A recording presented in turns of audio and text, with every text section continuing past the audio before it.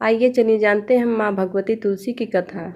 एक बार देवराज इंद्रदेव गुरु बृहस्पति के साथ भगवान शिव का दर्शन करने कैलाश गए। महादेव ने दोनों की परीक्षा लेनी चाहिए, इसलिए रूप बदलकर अवधूत बन गए। उनके शरीर पर कोई वस्त्र न था। उनका शरीर जलती हुई अग्नि के समान धधक रहा था और अत्यंत भयंकर नजर आते थे। अवधूत दोनों के रास्ते में खड़े हो गए। इंद्र ने एक विचित्र पुरुष को रास्ते में खड़े देखा तो चौंके। इंद्र को देवराज होने का गर्व होने लगा। उन्होंने उस भयंकर पुरुष से पूछा, तुम कौन हो? भगवान शिव अभी कैलाश पर विराज रहे हैं या कहीं और भ्रमण पर हैं? मैं उनके दर्शन के लिए आया हूँ। इंद्र ने कई प्रश्न किए, लेकिन वह पुरुष योगियों के समान मौन ही रहे। इंद्र को लगा कि यह साधारण प्राणी उनका अपमान कर रहा है। उनके मन में देवराज होने का अहंकार उपजा, जो क्रोध में बदल गया। इंद्र ने कहा, मेरे बराबर अनुरोध पर तू कुछ नहीं बोलकर मेरा अपमान कर रहा है। मैं तुझे अभी दंड देता हूँ। ऐसा कहकर इंद्र ने वज्र उठा लिया। भगवान शिव ने वज्र को उसी समय स्तंभित यानी जड़ कर दिया। इंद्र की बाह अकड़ गई। भगवान अद्भुत क्रोध से लाल हो गए। बृहस्पति उनके चेहरे पर आई क्रोध को ज्वाला देखकर समझ गए कि यह प्रचंड रूप महादेव का के अतिरिक्त किसी का नहीं हो सकता। बृहस्पति शिव स्तुति गाने लगे। उन्होंने इंद्र को भी महादेव के चरणों में लिटा दिया और बोले, प्रभु इंद्र आपके चरणों में पड़े हैं, आपके शरणागत हैं। आपके ललाट में से प्रकट अग्नि इन्हें जलाने को बढ़ रही है। हम शरणागतों की रक्षा करें। बृहस्पति ने विनती की, प्रभु भक्तों पर आपकी सदा कृपा बरसाती है। आप भक्त वत्सल और सर्व समर्थ हैं। आप इस तेज को कहीं और स्थान पर दे दीजिए ताकि इंद्र की प्राणों की रक्षा हो सके। भगवान रुद्र ने कहा, बृहस्पति मैं तुम पर बहुत प्रसन्न हूँ। इंद्र को जीवन दान देने के कारण तुम्हारा एक नाम जीव भी होगा। मेरे तीसरे नेत्र से प्रकट इस अग्नि का ताप देवता सहन नहीं कर सकते, इसलिए मैं इसको बहुत दूर छोड़ूंगा। महादेव ने उस तेज को हाथ में धारण कर समुद्र में फेंक दिया। वहां फेंके जाते ही भगवान शिव का वह तेज तत्काल एक बालक के रूप में परिवर्तित हो गया।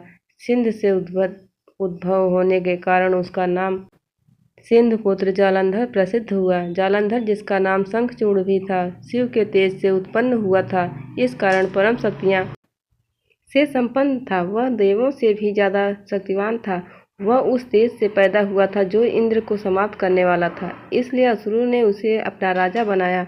अवधूत रूप में यह लीला करने के बाद महादेव अंतर्ध्यान हो गए। इस इंद्र के गर्व का भजन भी हुआ, भगवान के दर्शन भी हो गए।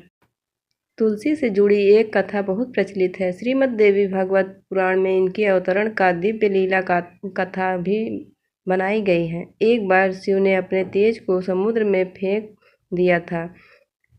उससे एक महातेजस्वी बालक ने जन्म लिया। यह बालक आगे चलकर जालंधर के नाम से पराक्रमी दैत्य राजा बना।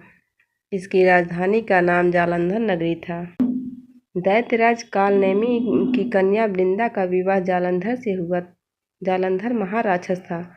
अपनी सत्ता के मद में चूर उसे माता लक्ष्मी को पाने की कामना से युद्ध किया, परंतु समुद्र से ही उत्पन्न होने के कारण माता लक्ष्मी ने उसे अपने भाई के रूप में स्वीकार किया। वहां से पराजित होकर वह देवी पार्वती को पाने की लालसा से कैलाश पर्वत पर गया। भगवान देवादिदेव शिव का ही रूप धरकर माता पार्वती के समीप गया, परंतु माँ ने अपने योग बल से उसे तुरंत पहचान लिया तथा वहां से अंतर्ध्यान हो गईं। देवी पार्वती ने क्रुद्ध होकर सारा वृत्तांत भगवान विष्णु को सुनाया। जालंधर की पत्नी वृंदा अत्यंत पतिव्रता स्त्री थी। उसी से पतिव्रत धर्म से शक्ति से जालंधर ने न तो मारा जाता था और न ही पराजित होता था। इसलिए जालंधर का नाश करने के लिए वृंदा के पतिव्रत धर्म को भंग करना बहुत जरूरी था। इसी कारण भगवान विष्णु ऋषि का वेश धारण कर वन में जा पहुंचे, जहां वृंदा अकेली भ्रमण कर रही थी। भगवान के साथ दो मायावी राक्षस भी थे, जिन्हें देखकर वृंदा भयभीत हो गई। ऋषि ने वृंदा के सामने पल में दोनों को भस्म कर दिया। उनकी शक्ति देखकर वृंदा ने कैलाश पर्वत पर महादेव के साथ युद्ध कर रहे अपने पति जालंधर के बारे में पूछा। ऋषि ने अपने माया जाल से 2 वानर प्रकट किए। एक वानर के हाथ में जालंधर का सिर था तथा दूसरे के हाथ में धड़। अपने पति की यह दशा देखकर वृंदा मूर्छित होकर गिर गई। होश में आने पर उन्होंने ऋषि रूपी भगवान से विनती की कि वह उसके पति को जीवित करें। भगवान ने अपनी माया से पुनः जालंधर का सिर धड़ से जोड़ दिया, परंतु स्वयं भी वह उसी शरीर में प्रवेश कर गए। वृंदा को इस छल का जरा अभ्यास न हुआ। जालंधर बने भगवान के साथ वृंदा प्रतिव्रता का व्यवहार करने लगी, जिससे उसका सत्वित्व भंग हो गया। ऐसा प्रतीत होते ही वृंदा का पति जालंधर युद्ध में हार गया। इस सारी लीला का जब वृंदा को पता चला तो उसने क्रोध होकर भगवान विष्णु को शिला होने का श्राप दे दिया तथा स्वयं सती हो गई।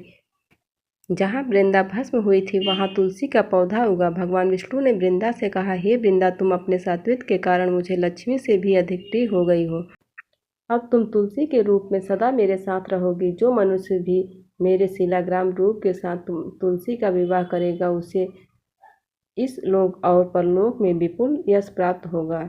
जिस घर में तुलसी होती है वहाँ यम के दूत भी असमय नहीं जा सकते। गंगा व नर्मदा के जल में स्नान तथा तुलसी का पूजा बराबर माना जाता है, चाहे मनुष्य कितना भी पापी क्यों न हो। मृत्यु के समय जिसके प्राण मंजरी रहित तुलसी और गंगा जल मुख में रखकर निकल जाते हैं, वह पापों से मुक्त होकर वैकुंठ धाम को प्राप्त करता है। जो मनुष्य तुलसी व आंवलों की छाया में अपने पितरों का श्राद्ध करता है, उसके पितर मोक्ष को प्राप्त हो जाते हैं।